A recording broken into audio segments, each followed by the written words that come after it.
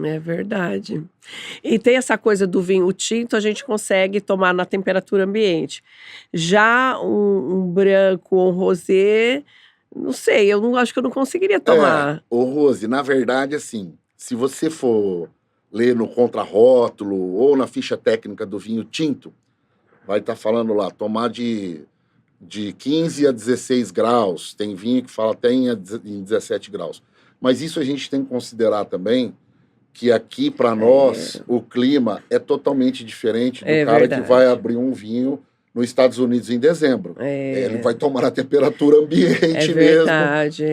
Eu aconselho sempre aqui, por exemplo, vinhos mais estruturados, tinto, ninguém fica com termômetro e não sei o quê, a tua percepção de palato. Tá. Mas não gele muito esse vinho, porque aí você vai perder todas as características que ele vai ter. Ele vai virar uma bebida gelada, tá? Entendi. Então, assim, eu acho que hoje o tinto agrada muito aqui, na faixa de 14 graus, por aí a gente vê que tem essa percepção. Legal. Por exemplo, os vinhos mais leves, tintos, como o de Pinot Noir, já é um vinho que você pode baixar um pouquinho mais a temperatura. Você não precisa tomar nessa temperatura um pouco mais alta. E os brancos, brancos, rosés e espumantes, a gente instrui 8 graus, 9 graus, só se forem esses vinhos mais complexos, brancos, barricados, tudo, aí tecnicamente se fala para tomar em 12 graus, 13 graus. Mas é o que eu falo, o vinho, outra coisa muito recorrente, né? As pessoas chegam na loja, eu tomo vinho, mas não entendo. Eu queria tomar vinho, mas eu não entendo. Aí eu brinco, falo, nossa, eu tomo cerveja, eu não sei nada de cerveja. É verdade. Não é uma coisa que você pode se aprofundar, obviamente, e aí é o enófilo, né, que fala, tem o enólogo, que é o que produz o vinho.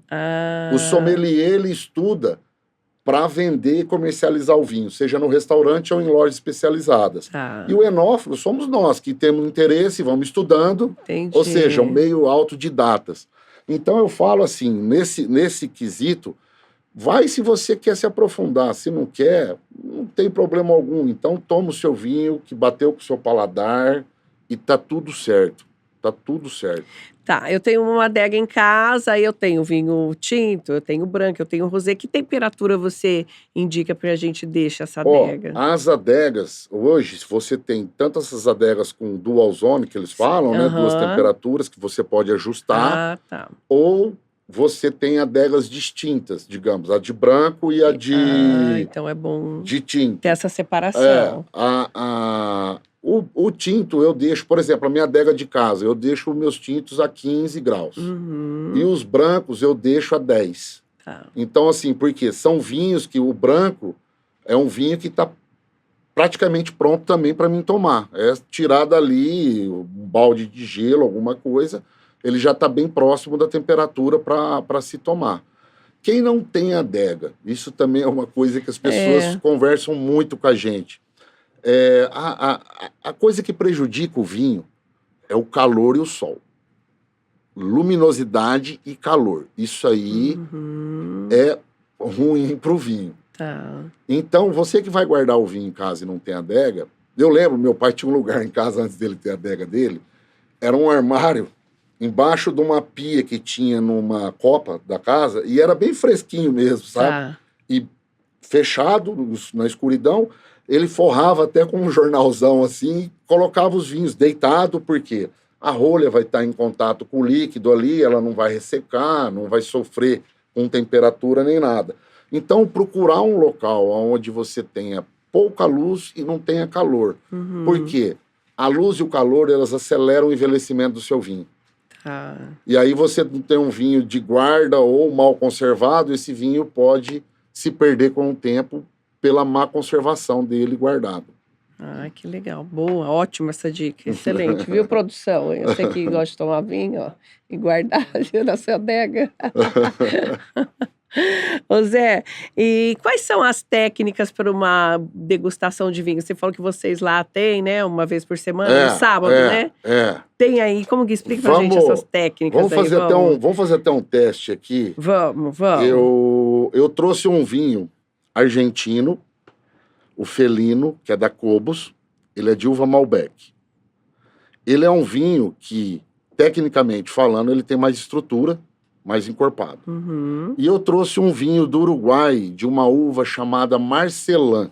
Tá, a Marcelin, o que que ela é? Ela é uma uva que nasceu da cruza da Cabernet Sauvignon com a Mourvèdre, que é uma uva do sul da França. Aqui existe uma outra particularidade. Esse vinho ele é feito por um sistema de maceração carbônica. A fermentação dele se dá dessa forma. O que que é maceração carbônica? Você pega um recipiente, você joga com cacho, com uva, com tudo dentro. Fecha, esse recipiente ele perde, não tem oxigênio, está vedado, e a uva vai começar a fazer o peso dos cachos, vão começar a fazer o peso, os cachos vão começar a fazer o peso, e cortar, a uva vai começar a abrir. Aí ela faz a fermentação dela. Nossa. O que resulta nisso? Vinhos bem leves e mais frutados.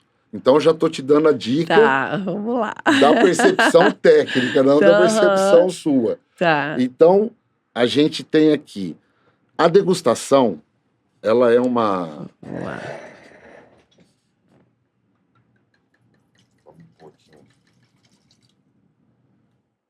Para você degustar, a técnica começa no visual do vinho.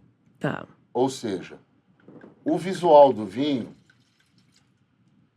você vai buscar tanto a percepção, se pode ter algum sedimento nesse vinho, alguma coisa que possa indicar que esse vinho não esteja bom, mas como também você vai fazer um comparativo. Por exemplo, dá para você colocar na luz e ver um comparativo da tintura da Malbec em relação à Marcelin.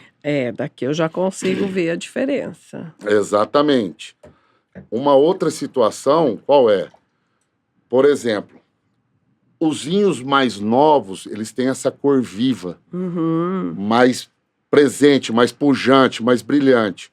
Os vinhos que são mais antigos, os vinhos que já são muito envelhecidos em garrafa, você já vai ver que ele tem uma cor que a gente chama cor de telha, ou atijolada aqui no anel, em volta. Então aqui, a minha percepção é de um vinho jovem ainda.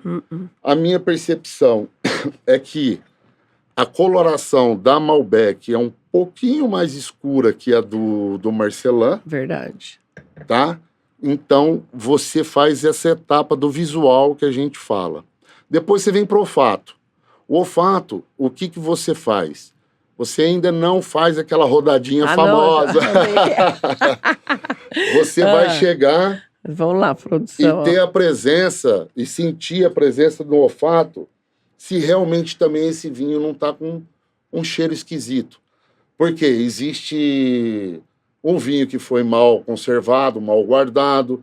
Existe o fungo da rolha, que chama Bochonnet, é um nome francês, que ela dá aquela sensação de papelão molhado, couro molhado, sabe? Você... Ou o vinho oxidou, você já vai sentir aquele vinagrão assim aqui na boca. Então você faz aqui um primeiro contato. Depois você vai fazer a famosa giradinha. Aí dá a giradinha. Exatamente. Essa viradinha você vai ter uma percepção do quê? O álcool do vinho. Existem essas lágrimas que a gente fala, estão descendo, elas quanto mais densa, mais alcoólico é o vinho. Ela quanto mais fina, mais imperceptível, o vinho tem menos álcool nele.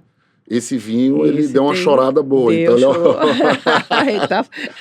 próximo episódio aqui. Depois tem o próximo episódio aqui na sequência aqui, produção. Eu já bebi, né? Apressada. Você faz a identificação dos aromas, né? Os aromas é uma coisa também que depende muito da sua memória olfativa ou de você praticar. Ou de você, que nem o sommelier mesmo, ele tem... ele trabalha, ele vai num Ceasa da vida lá, compra um monte de fruta, compra um monte de... E ele cheira e ele tudo, porque ele tem que ter essa percepção. Ele tem que ter, é daí que você vai desenvolver. Lógico, tem pessoas, a minha mãe é assim, É impressionante. Meu pai abria os vinhos e falava assim, e ela não bebe. Ela tomava a cerveja dela, assim, mas não tomava vinho.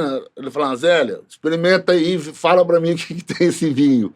E eu acho também que o público feminino, na minha percepção, é mais aguçado para isso aí. É verdade. Acredito que sim. Então, vai muito da habilidade da pessoa. Eu acho que... E o sommelier, ele treina. Na verdade, é isso. É um hábito. Talvez até mesmo pela mulher cozinhar mais. Então, acho que essa questão de temperos, essas coisas, ela já tem, né? Um olfato mais muito sentido. aguçado. Ou os próprios chefes de cozinha, né? De cozinha, exatamente. Aí, você passando essa etapa de você identificar no aroma, você vai colocar o vinho em boca. Ah lá, eu já, né, produção. Já queimei a etapa aqui, ó. Deixar o vinho passear na boca. Aí as percepções que a gente tem o quê? Na língua a gente tem o doçor, a acidez, o salgado, e aonde a gente vai sobrepor na língua aqui, onde a gente vai sentir o álcool do vinho. Verdade. E se você fizer isso aqui, ó... Gente, eu não tinha percebido o salgado do vinho. Você deu uma... Dá uma chupada? Uma aspirada. Ou uma chupada. Você vai subir isso. É melhor não arriscar, eu vou pular essa etapa. E aí você vai ter essa percepção também de outras coisas que o vinho traz. Vai assim, ó.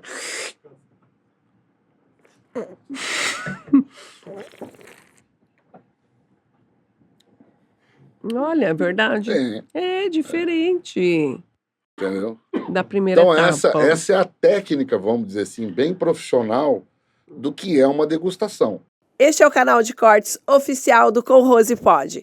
Clica no link aqui embaixo, veja esse episódio completo e se inscreva para não perder nenhum outro episódio, tá bom?